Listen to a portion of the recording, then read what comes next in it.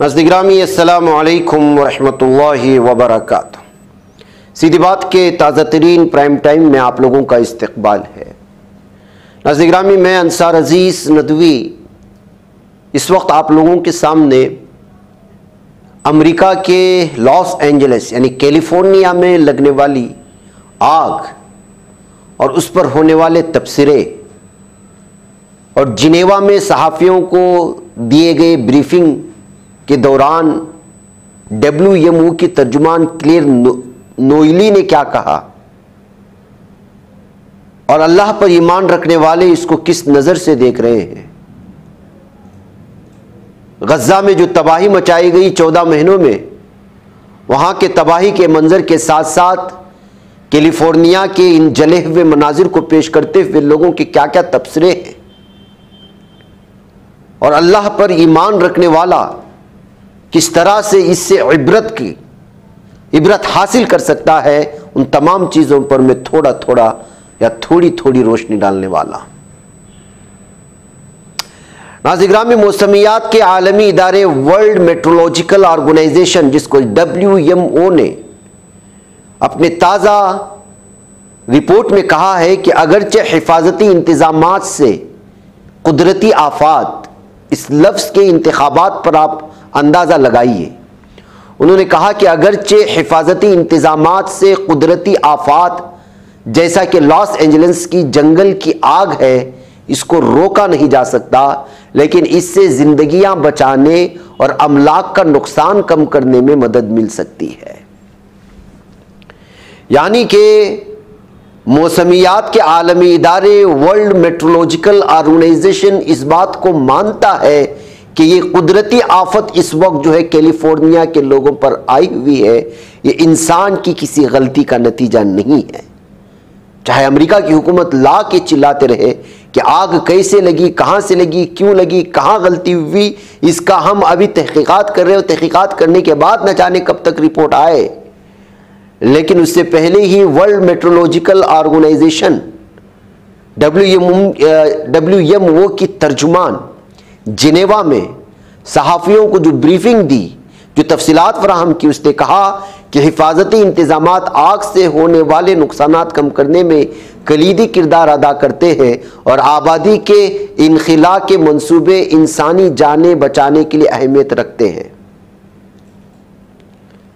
इन्होंने कुदरती आफात के बदतरीन असरात को महदूद करने के लिए मुनासिब इनखिला के मंसूबों और क़ब्ल अज़ वक्त ख़बरदार करने के निज़ामों को मुअस्सिर बनाने की अहमियत पर जोर दिया।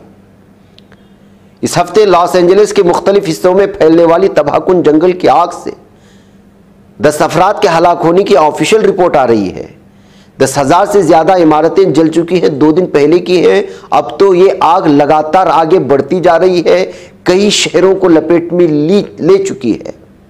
खदशा है आग से मुतासिर होने वाले इलाकों में जब सफाई का अमल शुरू होगा तो मजीद लाशें भी मिल सकती है। जैसे मैंने अभी गज़ा की पट्टी के बारे में तज़किरा किया आज के मॉर्निंग प्राइम टाइम में कि किस तरह से जो है गज़ा की पट्टी के मलबों में दबे हुए लाशों को ना निकाले जाने की वजह से अब वहाँ पे से जो निकाली जा रही हैं उसमें 7,000 से ज़्यादा लाशें मिली हैं। एक मंजर मैं आपको दिखाना चाहता हूं, यहां बीमार अफराद को ले जाया जा रहा है बचाने के लिए, हॉस्पिटल में लगी आग से बचाने के लिए। इसी तरह का मंजर शायद आपने गाजा की पट्टी में जब जालिम दहशतगर्द सहनी दरिंदे हमला कर रहे थे निहत्तों पर, तो उस वक्त जो है शायद यहां के लोग हंस रहे होंगे। आज कैलिफोर्निया जो दुनिया का सबसे बड़ा ताकतवर है, इसने सारी ताकत अपने पास कर ली। दुनिया की हर किस्म की ड्रोन्स, जंगी तैयारे, बम धमाके, मिसाइल, सुपरसोनिक मिसाइल और न जाने क्या क्या बना डाला, लेकिन आग बुझाने की चीज़ें तैयार नहीं की। क्यों? कि अमेरिका हमेशा से आग लगाने की कोशिश की है। मशरिक़ वस्ता में जो इस वक्त घर जले हैं, ये अमेरिका की जानिब से फराहम किए गए हथियारों से। आज गज़ा की पट्टी का एक मासूम बच्चा भी जिसकी उम्र 4 दिन की हो, 5 दिन की हो या 5 महीने की या 5 साल की या 25 साल की या 50 साल का बूढ़ा या उससे ज्यादा का, वो अगर शहीद हो रहा है तो वो अमेरिका की जानिब से दिए गए बमों से शहीद हो रहा है। जालिम दहशतगर्द सहनी दरिंदे इसराइली अमेरिका से खरबा खरब के हथियार खरीदता है, उसका डिफेंस सिस्टम खरीदता है और मासूम बच्चों पर बरसाता है, आग लगाकर की पूरी बस्तियां तहस नहस कर देता है। आज उसी के शहर में, सबसे महंगे तरीन शहर में, सबसे ज्यादा खरबा खरब हॉलीवुड के वो लोग रहते हैं, बल्कि ये इलाके वो हैं जिसको आप देख रहे हैं हमारी स्क्रीन पर, कैलिफोर्निया के ही सबसे अहम तरीन और सबसे जो है कीमती तरीन जो सी साइड होता है, समंदर और साहिली समंदर के किनारे बने हुए खरबा खरब के ये वो महल्लात हैं, ये वो विल्लास हैं जो इस वक्त जो है अपनी तबाही का मंजर पेश कर रहे हैं। यहाँ सयाह सिर्फ इस वजह से आते हैं कि यहाँ रहने वाले रिहायशी और बिलखुसूस हॉलीवुड के एक्टर से वो एक सेल्फी ले सके। आज उस शहर की तबाही का हाल आप देख लीजिएगा, क्योंकि खुद जो है इस वक्त पूरी दुनिया में आग बुझाने वाला सिस्टम यह इतराफ करता है कि कुदरती आफात से लगने वाले आग पर काबू पाना ये इंसान के बस की बात नहीं है। हां, इससे कुछ हम जो है जानी नुकसानात को कम कर सकते हैं। तमाम मनाजिर को आप देख लीजिएगा, इस वीडियो को देख लीजिएगा, जो वीडियो इस वक्त आपके सामने नजर आ रही है। एक दरख्त में आसपास में कहीं भी आग नजर नहीं आ रही है, कहीं भी आग नजर नहीं आ रही है, लेकिन दरख्त के तने पर ऊपरी हिस्से में आग लगी है। ये आग लगाने वाला कौन है, कहां है, क्या पड़ोसी है? ये आग कहां से लग रही है? ये अल्लाह का कहर है। आप जानते हैं कहर किसको कहते हैं? एक जगह पढ़ने को मिला था मुझे,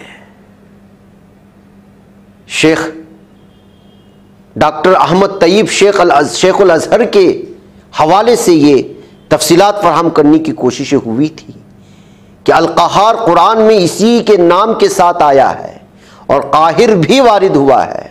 उन्होंने कहा कि उलमा ने इसके लुग़वी मानी तलाश किए तो मालूम हुआ कि कहर से माखूज है, जिसका माना किसी ताकतवर के आगे मुतलक तौर पर झुका देना।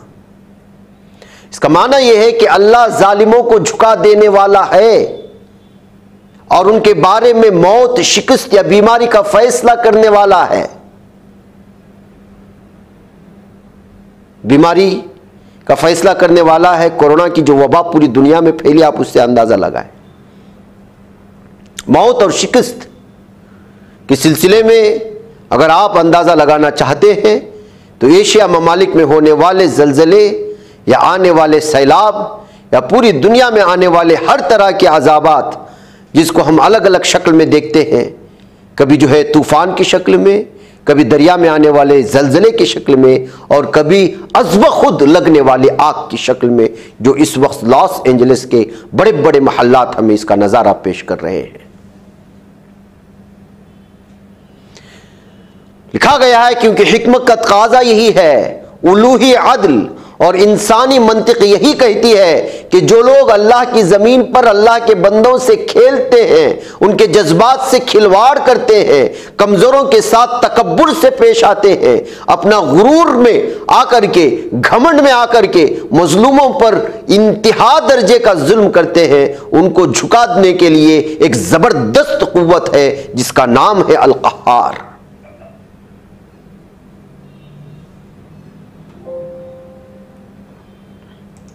कहर का मतलब यह है कि तमाम मखलूक़ात अल्लाह की मशीयत, उसकी कुदरत, इरादे और इल्म के आगे खमीदा सर हैं। सारी कायनात और उसके तमाम अनासिर कानून इलाही के आगे सर्व सुजूद हैं।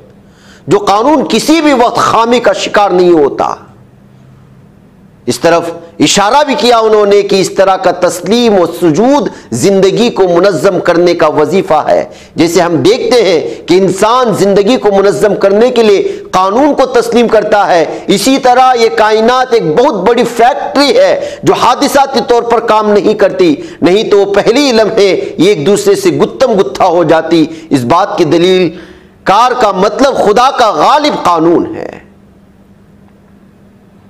ऐसे कि लोग कहते हैं इरादा और मशीयत मुखालिफ हो गया, इसका मतलब यह है कि इंसान बसा औकात अपने मामलात को मुरत्तब करता है, उसके लिए सारे इम्कानात मौजूद होते हैं, वो फिर इस मामले को शुरू करता है और नतीजा उसके हाथ में होता है, लेकिन अचानक नतीजा एकदम उसके बरअक्स हो जाता है। उसका मतलब यह है कि एक जबरदस्त कुव्वत मौजूद है जिसने इस तमाम तंजीम को सर के बल उल्टा दिया है। यानी कि आपका प्लान होता है कि मैं जा रहा हूं, मंजिल के करीब पहुंच रहा हूं, अभी कामयाब होने वाला हूं, अभी मैं अपने मंजिल तक पहुंच जाऊंगा, अभी मैं कामयाब हो जाऊंगा। उसी वक्त फैसला लिया जाता है और उसी वक्त जो है अल्लाह की जानिब से एक फैसला आता है और एक अम्र होता है जिसको हम कुन से जो है ताबीर कर सकते हैं। फिर पूरी दुनिया फयकूनु के तौर पर उस ताबीर की निशानदही पेश करती हुई एक भयानक नजारा पेश करता है, जिसका हम इस वक्त जो है नजारा कर रहे हैं लॉस एंजलिस में। अल-क़हार का इंकार करने वाले दो किस्म के लोग हैं।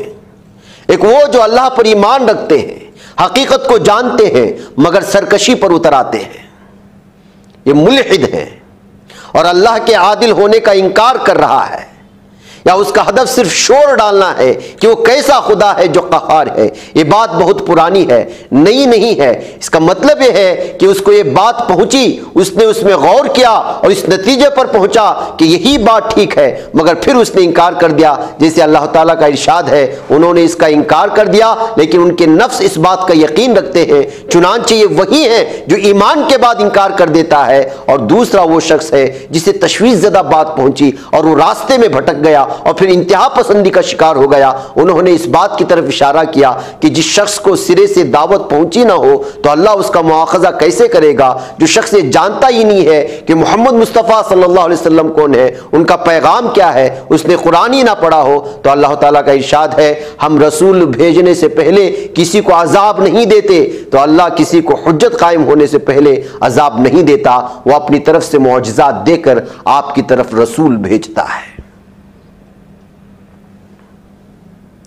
ये उन लोगों का जवाब है नाज़रीन गिरामी जो ये कहते हैं कि अल्लाह अपनी सिफत के साथ, अपने नामों के साथ अल-क़हार का नाम कैसे जोड़ सकता है।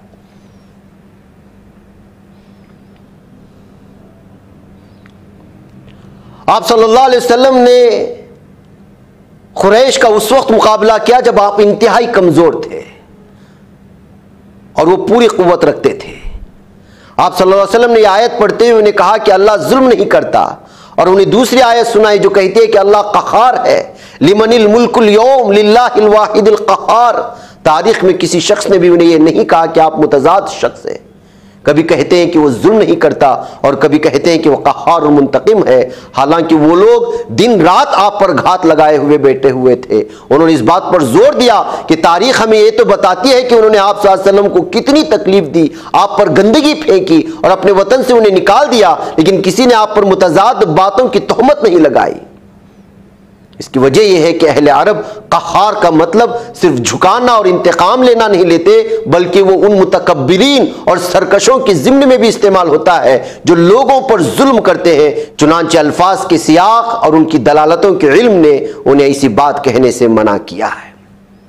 बहकाए नाज़रीन गिरामी में अल-क़हार की तफसीर में जाएंगे तो बहुत लंबी तफसील है कि अल्लाह ताला के कई नामों में शामिल अल-क़हार को लेकर के बहुत सारे लोगों ने अलग अलग बयानात दिए, एतराज़ात दिए, लेकिन उसका ये मुख्तसर सा जवाब था जो आज जब ये कहा जाता है कि जो लॉस एंजलिस में उन मुतकब्बिरीन, उन मगरूर लोगों को जो है अल्लाह ताला एक इबरत के तौर पर ये अजाब नाजिल करके बताना चाहता है कि अगर तुम दूसरों के जलते हुए घरों को देख करके मुस्कुराओगे तो फिर कल आपकी भी बारी आएगी।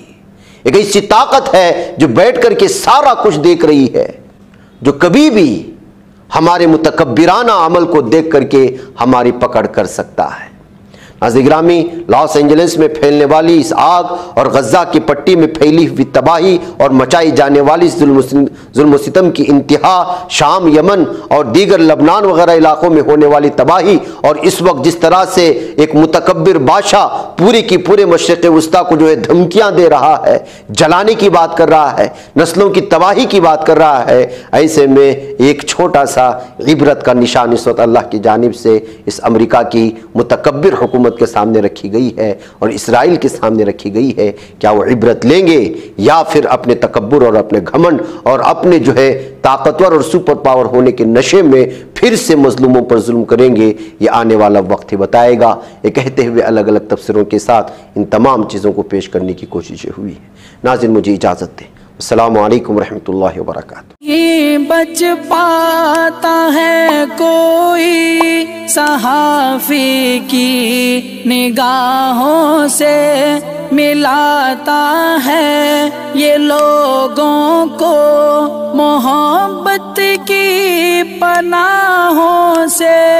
करम और दर्द मंदी का है एक संसार सीधी बात, अज़ीमत जुर्अतो हिम्मत का है इज़हार सीधी बात, अज़ीमत जुर्अतो हिम्मत का है इज़हार सीधी बात। ये चैनल हक निगर बनकर कुचल देता है फितनों को।